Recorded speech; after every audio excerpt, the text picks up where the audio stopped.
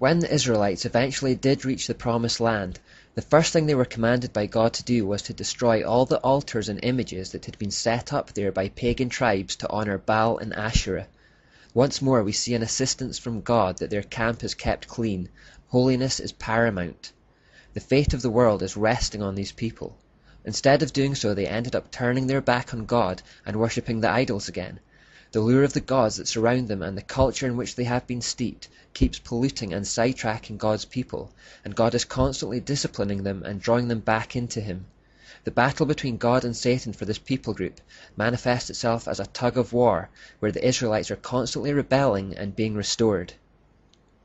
The determination of Satan to destroy the relationship the Jews have with God throughout the Bible is very clear.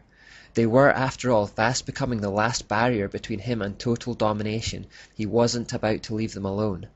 And at this point I want to introduce you to an absolutely vital point which will develop in the following parts.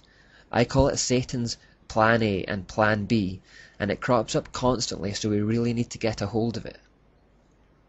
What Satan wants above everything else is domination or control. Now there are two ways to achieve this.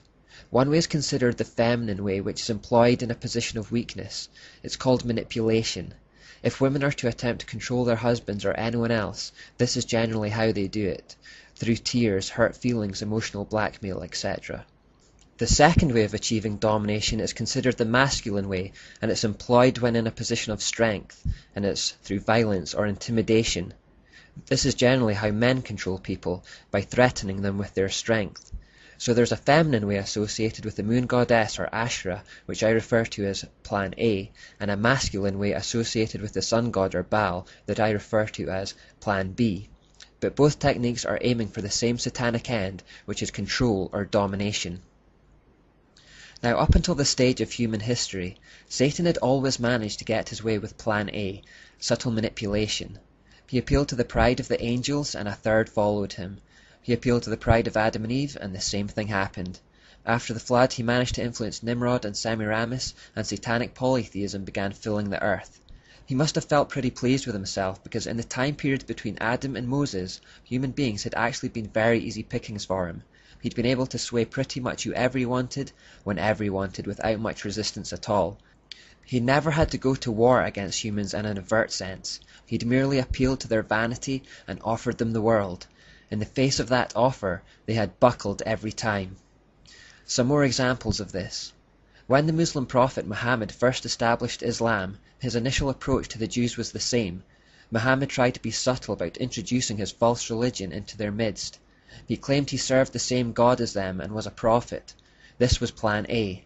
When the Jews rejected his claims, he turned violent against them and was hell-bent on their destruction for the rest of his days, and this was Plan B. When Jesus was in the wilderness prior to the commencement of his ministry, Satan tempted him with Plan A. He promised him land, wealth, and status. When Jesus turned him down, Satan saw to it that he was crucified.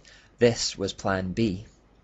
When Edmund finds himself in Narnia in The Lion, the Witch, and the Wardrobe by C.S. Lewis, the White Witch is charming and polite, offering him Turkish delight and hot chocolate. This is Plan A.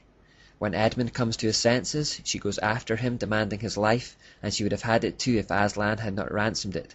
This was Plan B. Plan A is manipulation, and Plan B is intimidation. These are the two ways for Satan to reach the same target, domination. He wants to dominate the earth. Now, up until this stage, Satan had gone with Plan A as far as the Jews were concerned. He thought they could be swayed and tempted to follow him like the rest of the world if he pitched it just right. He was wrong.